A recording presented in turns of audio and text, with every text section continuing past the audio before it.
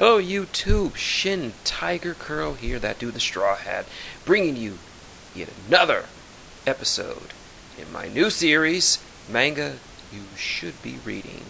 Yes, it's the series where I profile little unknown and underappreciated mangas for you eager anime watchers and manga readers. For this week's manga you should be reading, I had a lot of difficulty picking a specific one to pick. I mean, like I said, I do read a lot of manga, some of which a lot of you have never even heard of. But while talking with a new friend of mine, I won't say her name, I'll just call her by her YouTube handle, treelover12341, she gave me the idea to do this one because this is one of her current favorite ones, and one of my current favorite ones too. So yeah, this week's profile will be for Nanatsu no Taiza, also known as the Seven Deadly Sins. Yes, it is a Japanese manga, written and illustrated by Nakaba Suzuki. I'm very familiar with this guy's work. The only reason I read this manga is because of a previous work of his that I really liked, Kongao Bancho. I'll probably do a video on that one. That is an awesome manga, and you should really read it. But enough about that. It is serialized in I hope I'm pronouncing this right, Kodansha's weekly shonen magazine since October of 2012, with the chapters collected into 17 Tankoban volumes as of November 17th of this year. As of January 15th, The Seven Deadly Sins has sold over 10 million copies and was adapted into a 24-episode anime by A1 Pictures that aired from October 2004 to March 2015. The manga has been licensed by Koshana Comics of USA for English production in North America, while the chapters are released digitally by Crunchyroll in over 170 countries as they are published in Japan. Netflix has also acquired the exclusive English streaming rights for the anime series. So, it seems like this is a pretty popular manga. But what is it about? Well, The Seven Deadly Sins takes place in an era similar to that of Europe in the Middle Ages. It centers around a titular group of knights called the Seven Deadly Sins. They were an active group of knights in the region of Britannia, but they were disbanded shortly. They were disbanded several years ago, prior to the story, because of a supposed plot to overthrow the Leonas kingdom. Their defeat came at the hands of a supposed order of holy knights, but there were rumors that consisted they were still alive. 10 years later, the Holy Knights stage a coup and capture the king, bringing new tyrannical rulers to the kingdom. The only hope lies in the third princess, Elizabeth, who sets out on a journey to find the Seven Deadly Sins and enlist their help in taking back the kingdom. And of course, the first one she runs into was Meliodas, the titular captain and founder of the Seven Deadly Sins, who looks kind of like a young man. Think Bilbo Baggins. He's not a hobbit, that's for sure. He just looks very, very young. But he is a total and complete badass. As for the characters, there are a lot of awesome characters in this series, but I'm only going to focus on the main ones. And I'll try not to spoil too much. First up, we have the aforementioned Captain Meliodas. Or I've heard it pronounced in many different ways, but this is the way I like to pronounce it. Each member of the Seven Deadly Sins have what they call sin attached to their name, sort of an epitaph to one of the Seven Deadly Sins. Meliodas, I'm sorry. His sin is the sin of wrath. He is not someone you want to piss off. Main protagonist and owner of the Boar's Hat, a mobile bar on top of a giant pig. Yes, it makes sense in context. It's known for its exquisite ale and very less known for its horrible cooking because Meliodas can't cook for shit. Although he appears no older than a child, Meliodas is actually extremely powerful and vastly older than he appears.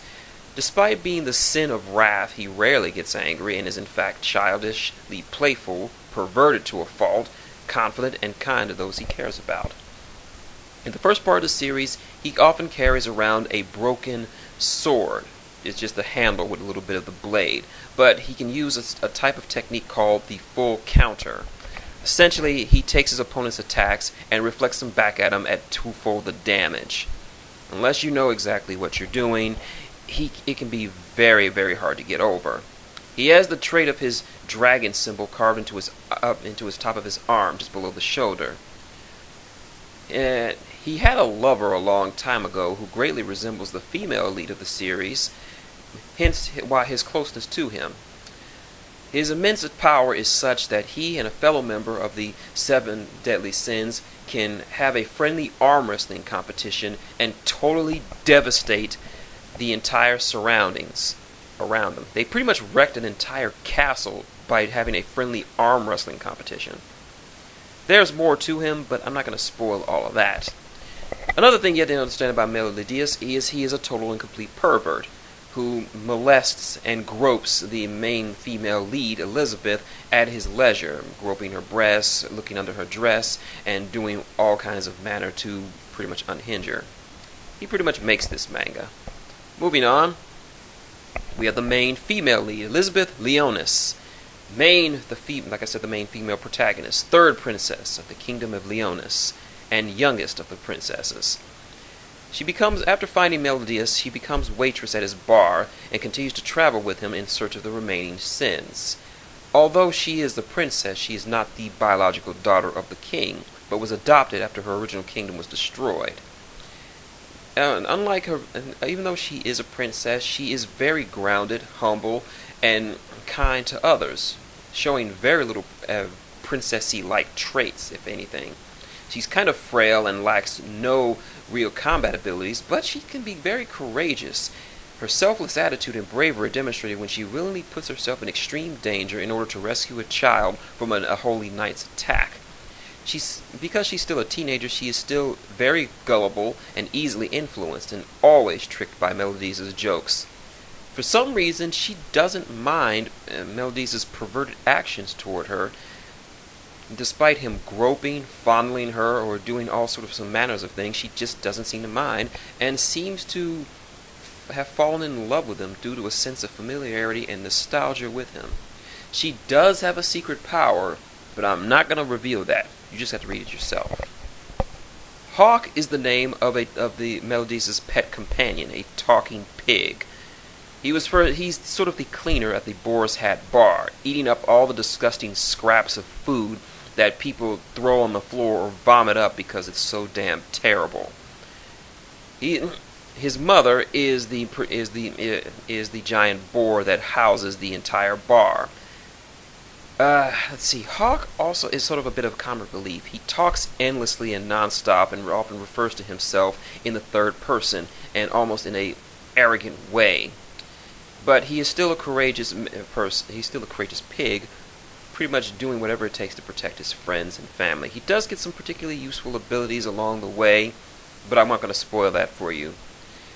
Yeah, but let's just say he becomes a pig scouter. Remember scouters from Dragon Ball Z? Well, he's one of those. Now for the 7 deadly sins, them all proper. Keep in mind, they're not all introduced at the same time. They are steadily revealed as the series progresses. But this is just a short overview of who they are and what they can do. First to be introduced is Diane.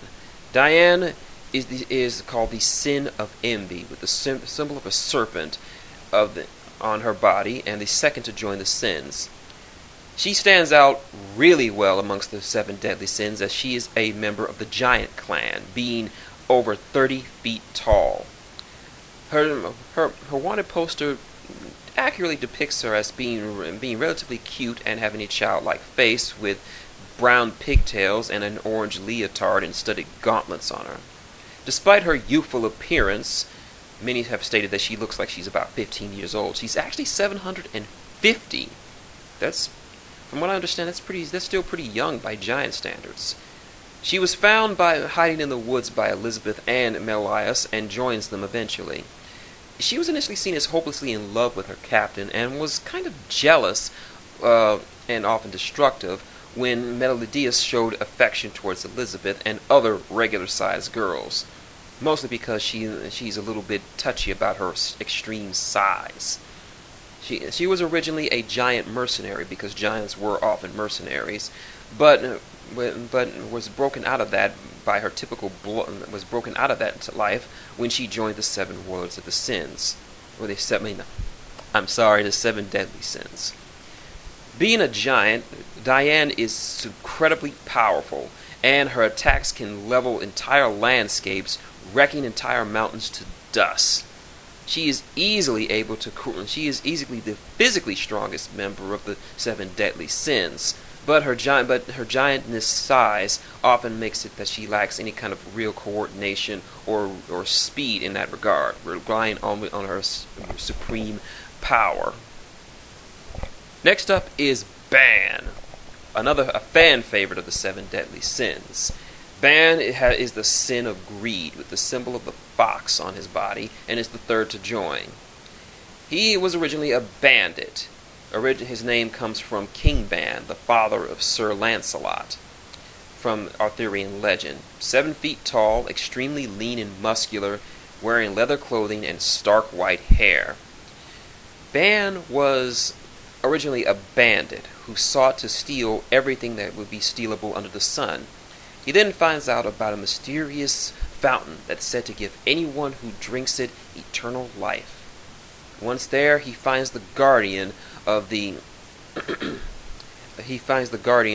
fountain of youth, a beautiful fairy named Elaine.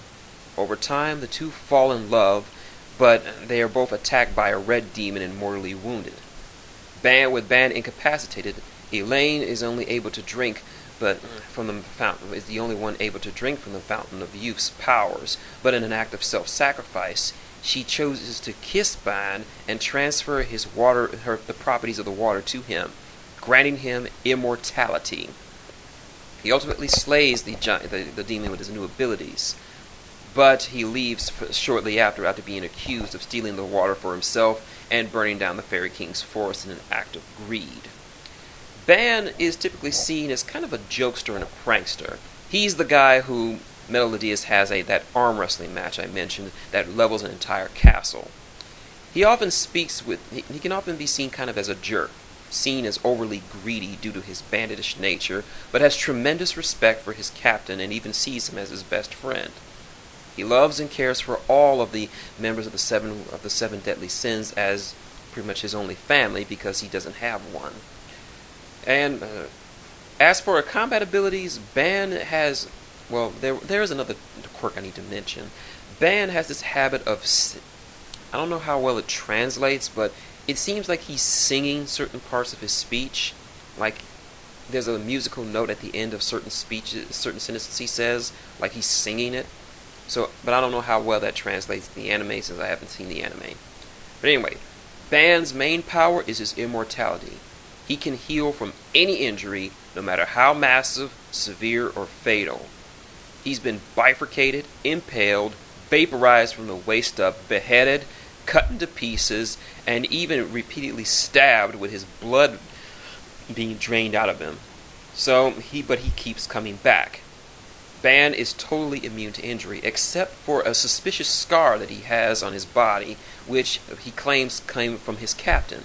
It is the only visible injury he has ever suffered as an immortal. His immortality also renders him immune to poisons and fatigue, meaning he can fight for an extraordinarily long time without getting tired, and he can't even be poisoned at all. In fact, when he was captured, because they couldn't kill him, they simply placed him in an Iron Maiden to be kept there for 10 years. In all that time, he didn't eat, drink, or sleep. He just simply lived. He also has a specific ability called Snatch, which allows him to rob his opponents of their possessions or even their physical abilities. He can temporarily sap the physical strength and speed of his opponents and allies, as well as grasp objects without physically touching them. When he was able to drain the strength of both of two members of the deadly sins, he was able to perform 100,000 consecutive push-ups before needing to rest.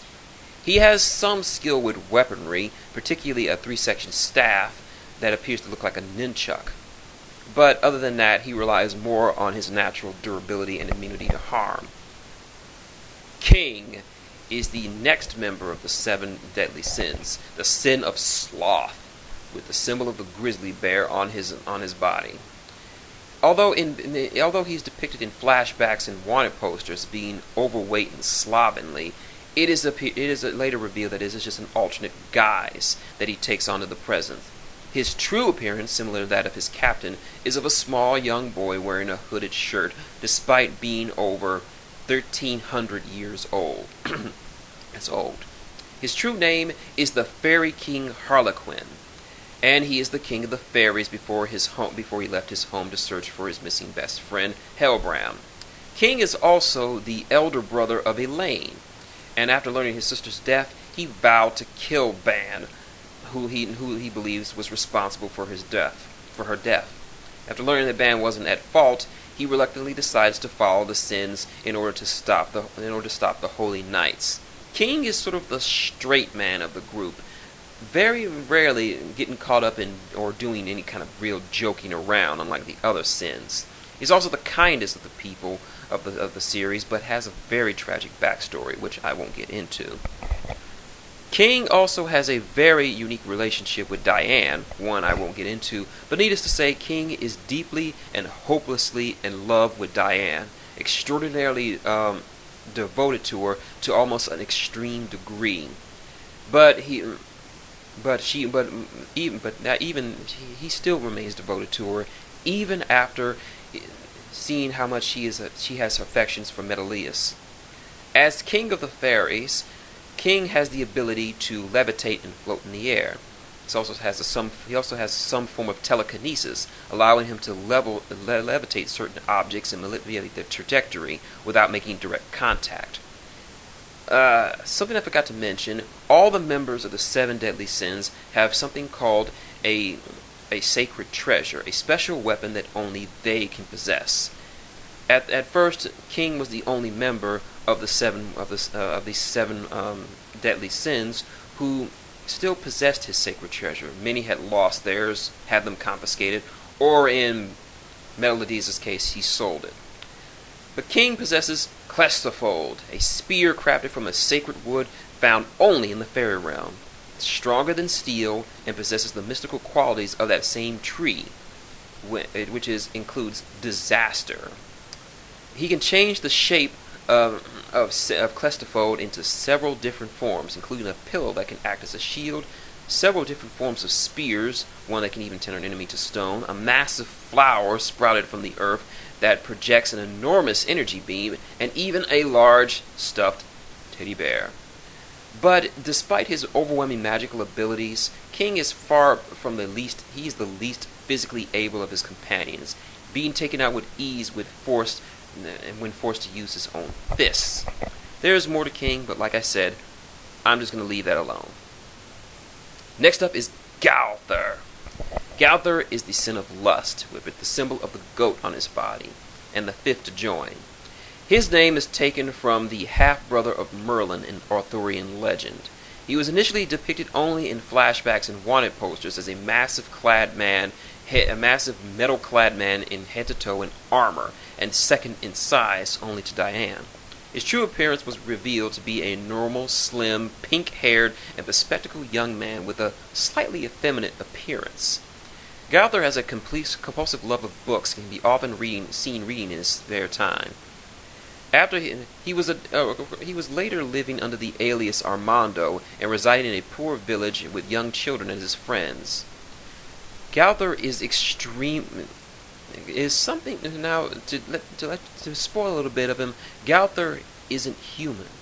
He was a doll created by a great and powerful sorcerer. As an inanimate object, Gowther can seem very inhuman, his personality apathetic and almost robotic. He is eerily and analytically stoic, shows very little to no emotion in anything he says or does, and always maintains a deadpan expression with his mouth forming an O shape. But despite this, he has a chance of posing dramatically, particularly with his arms, reflecting the wild imagination that he obtains from reading. He's also a magnificently skilled actor, given his guise as the timid Armado for years. He's also socially inept, often blurting out sensitive and personal information about the group to each other with complete disregard of the consequences. He knows little of the concepts of friendship and love, and his curiosity in learning has led him to performing highly questionable acts. I won't say much. Gowther's special ability is invasion, an evasive mind-based ability projected from his fingertips as a beam of purple, blue, or even black light that affects the targets they hit. Invasion allows him to read and acquire the thoughts, memories, and feelings of others in his vicinity. He can also create illusions and memories to the victim powerful enough to beguile, manipulate, and immobilize them. He used it on several groups of holy knights to make them believe that the sins were fellow companions and loved ones, and thus ordered a ceasefire. It can also be used to take control of non-living things such as golems and the like. It can also be used as a tactical tool, as he can project coordinated battle plans to his allies almost instantaneously. His blacklight invasion attacks seem to have the ability to render people they hit unconscious instantly.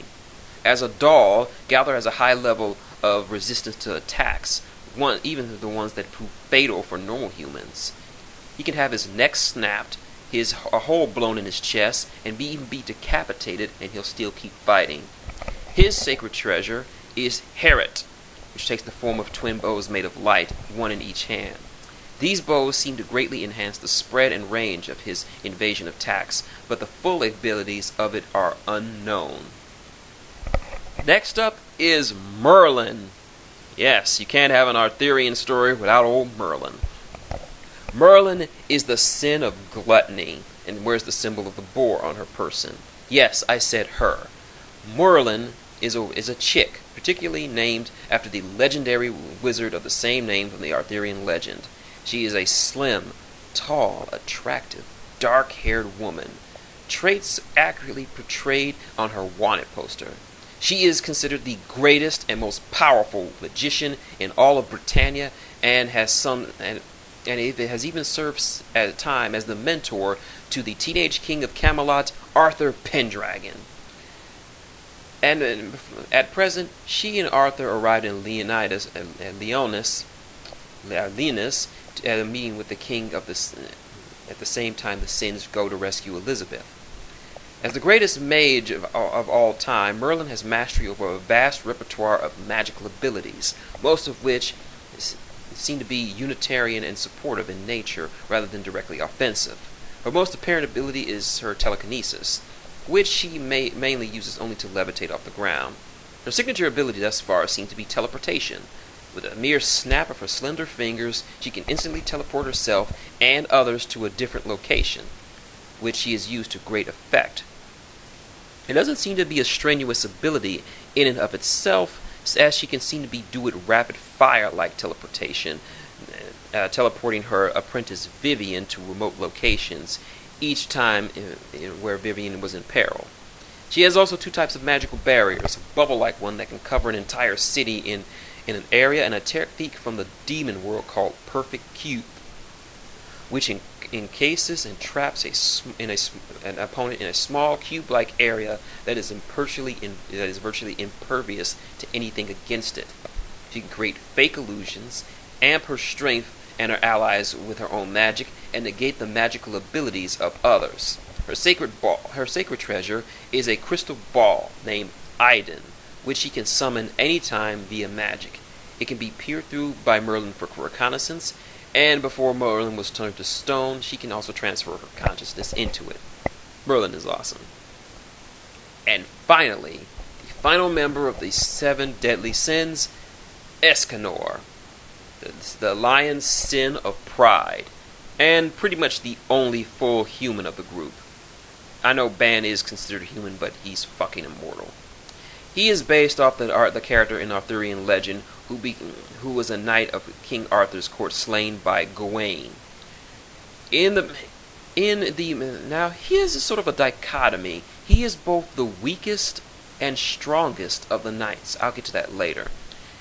when you see, well, I'll get to that right now. You see, Escator's personality deeply depends on the time of day. During the day, he is meek, timid, and very overly polite, wearing clothes that are far too large for him. He enjoys writing poetry and reciting it, and seems to be obsessively smitten with Merlin. But when night comes, he takes on a different persona. When night comes, he becomes a tall, muscular, boastful, and arrogant man, beefy in his regard. This regard and his clothes barely fit him. This transformation is a byproduct of his innate ability called sunshine, which allows him to emit sunlight from his body that is capable of scorching and melting anything in close proximity. He was able to use this to eradicate the vampire king easily, who threatened Edinburgh Castle. This is the source of all of his powers. You see, Escanor's power depends greatly on the time of day. At night, during the time of day. Sorry. I'm trying to get things correct. I'm sorry, I got things a little bit mixed up. It's during the night where he's seen as now. During the night, he is at his weakest, when he's during his timid persona, where he's pretty much a pathetic little man-child. But when sunrise comes, he starts to get more powerful and visibly stronger until he hits his peak at around noon. According to Merlin, at this point during these noontime hours, Escanor is by far the strongest member of the deadly sins. His power, which starts to wane once the sun starts to set. He is like I mentioned. Escanor during daytime hours becomes the strongest member of the deadly sins, capable of doing some impossible feats that even Meliodas, the supposed captain of the group, has a hard time dealing with. In fact, his sacred weapon is a massive ornate axe in the shape of a crescent moon called Ritata. The thing is just so fucking heavy that not even Meliodas, the captain of the group, can lift it up with both hands, but Escanor, during daylight hours, can easily wield it one-handed. Escanor is OP. Now, I could go into the Holy Knights, but I want you to get into this yourself. This is what I want you to do, because this is simply letting you know who these characters are and how awesome they are. Now, as far as the artwork goes, the artwork, if you haven't read Kongabacho, the artwork can be a little hard to get used to, but I've gotten used to it. How to describe the artwork? It's they're full. I know that all the characters seem very thick, not fat in a way, but just thick, like they have weight to them, like they feel like you could reach out and pinch their cheeks and you could feel it between your fingertips. The artwork is highly stylized, so it doesn't resemble anything that you see in any other manga, which is a good thing. It causes it to stand out. The artwork is simplistic yet beautiful, very reminiscent. It kind of reminds me of early Dragon Ball mangas, if that can make any sense to you. The fights are incredible, fast-paced, but incredibly tactical. The strongest doesn't always win. Sometimes it's the smartest. Similar to one of my favorites, One Piece. The storylines are amazing, and the world it takes place in is, well, if you're a fan of Arthurian legend, you will love this manga. The setting feels like you're watching an old Disney cartoon, but a little bit more violent. Remember The Sword in the Stone? You get that sort of vibe from it, an ancient mythological age of knights and chivalry and magic. It just feels heavier, if it's the word for it. It all blends together. The dialogue is impressive. All the sins have distinct looks and personalities and speaking styles that make them stand out. Even the villains each have their own little personality quirks that makes them stand out and are pretty much unique to themselves. Because pretty much everyone you run into in this manga is essentially just memorable in a way, if I can tell you that. But yeah, as I've mentioned before, the Seven Deadly Sins actually began as a one-shot pilot chapter in November 22nd of 2011 in Weekly Shonen Jump's 52nd issue of the year. It didn't start serialization until October of 2012. Like I said, the chapters are collected into 17 takoban volumes as of November of this year. The first of the 3 planned story arcs was completed within the first 100 chapters, and Suzuki has projected the series will run for at least anywhere between 20 to 30 volumes. A special issue was released on October 19th of 2013, which featured a small crossover between Seven Deadly Sins and another popular work, Hiro Mashima's Fairy Tale, which each artist drew a yokama, or a full-panel comic of the other series. It's actually pretty good. I loved it. The actual crossover chapter between the two ran in the magazine's combined 4th and 5th issue of 2014, which was released on December 25th, 2013. It even earned its own spin-off, a comedy series spin-off by Juichi Yamaki, titled Mayo, The Seven Deadly Sins Academy, and imagines all the characters as high school students. Launched in Baisatsu's Shonen Magazine's September issue in August 9th of 2014. I've actually read it. It's pretty damn funny.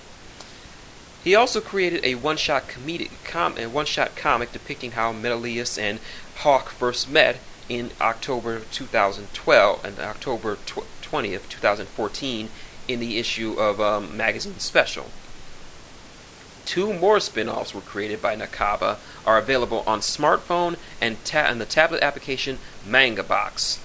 Nakuna Tomiyo, or Don't Cry My Friend, is about Hendrickson and Dreyfus's younger years, 2 of the Holy Knights, I'll get to them later, and Gilthunder's no Shinjutsu, or Gilthunder's Truth, is set after the Baizel Fight Festival and follows Gilthunder.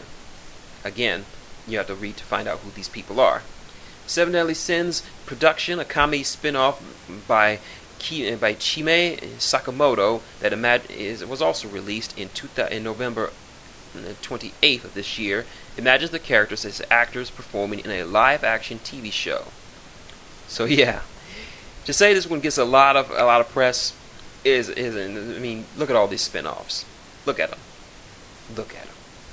Anyway, the series is licensed in the English language for North America by Kodansha Comics USA, who published the first volume in March 11th of 2014. As the series published in Japan, it also releases simultaneously in English digitally by Crunchyroll. I took that before. As far as anime goes, as I've mentioned before, The Seven Deadly Sins was adapted into an anime that debuted on MBS and other Japanese news network stations on October 5th, 2014 at 5 p.m. Created by A1 Pictures, directed by Tetsai Okamura, written by Shotaro Shuga, who wrote Lagran and Flowers of Rinne, along with Keigo Sasaki, who did Blue Exorcist. Provided character designs, and Hiroyuki Sawano composed the music. The show's first opening theme, Netsudosho no Spectrum, or Spectrum of Passion, was performed by Ikumono Garaki for the first 12 episodes, and the second opening theme is Seven Deadly Sins, performed by Man with a Mission, with the first ending title theme being 7, the number 7, followed by the letter 7, 7, is a collaboration between Flow and Grand Rodeo. The second ending theme of the episode 13 onwards is Season, the major label debut of Alisa Takigawa. A second anime series has been confirmed on September 27, 2015, and it will air sometime next year in 2016. An OVA titled Band's Additional Chapter was included with limited edition of the 15th volume release for the manga, released on June 17, 2015. The second OVA, composed of 9 humorous shorts, was shipped with limited edition of the 16th volume of the manga, released on August 12th, 2015.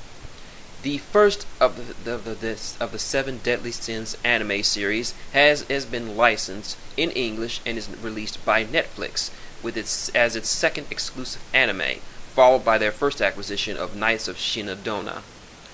All 24 episodes were released on November 1st, 2015 in both subbed and dubbed formats. So you can watch it either way.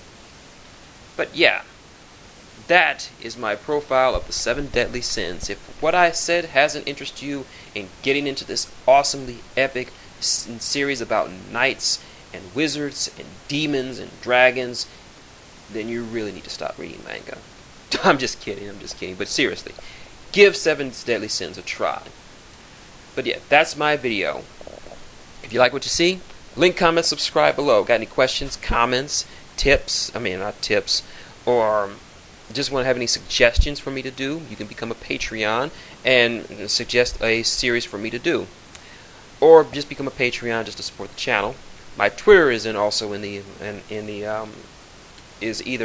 in the credits and in the description below. Captain Luffy, hashtag Captain Luffy. Hit me up on Twitter. Also, the tip jar's in the corner. You know what to do. So until next time, it's been Shin Tiger Curl, that dude in the straw hat, saying good day and sharpen those swords.